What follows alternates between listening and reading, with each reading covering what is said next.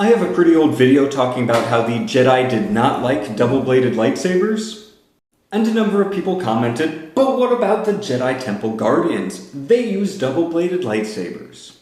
And also people were like, it's a sword, so it's a weapon. Why does it matter if it's even more of a weapon or not? Well, I'm going to address those two things. This looks uneven and it bothers me. So first, let's break down what Jedi are supposed to do. They do whatever the Senate tells them to do, and they work as mediators, negotiators, diplomats, that sort of thing. They also have security and peacekeeping type assignments, however, those generally require de-escalation more than whipping out a lightsaber. At least ideally. Qui-Gon Jinn and Kenobi going up to the Trade Federation ship in order to negotiate stuff with Naboo was more in line with what their job was. And in Knights of the Old Republic, there is a corpse and 2 possible suspects for who made that corpse. And your job is to listen to the stories and tell which one is the corpse maker, and that's part of your Jedi training. We do see them using their lightsabers quite often, however, we're only seeing a small select group of Jedi. Just before the Clone Wars kicked off, there were 10,000 Jedi, and we've only seen, what, like 8 of them we're doing? And most of those are from Legends books. In general, the Jedi's job was relatively peaceful. And they were most definitely given swords, lightsabers. And if they're only supposed to use them for defense, then why not just give them a shield or something? Well, we can look to World War I for an answer. During the early days, the officers still carried swords.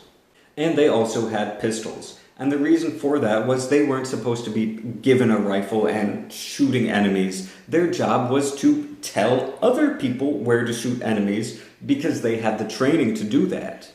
They were essentially above the common soldier. And the reason they had swords and a pistol was swords were both a status symbol. If you see a sword, then you know who is in command. And also as a form of defense, if an enemy gets close to you, then a sword and a pistol will be enough to protect you. And swords have the interesting ability of both being able to parry weapons and being able to offend attackers. While you could definitely bonk things with a shield, having a sword makes more sense because, you can stop that person from attacking you a little bit easier. And similar with lightsabers. You see a lightsaber, you automatically know that that's a Jedi. And the Jedi are able to defend themselves from any threats of the day much better than a regular sword could because, deflecting blaster bolts.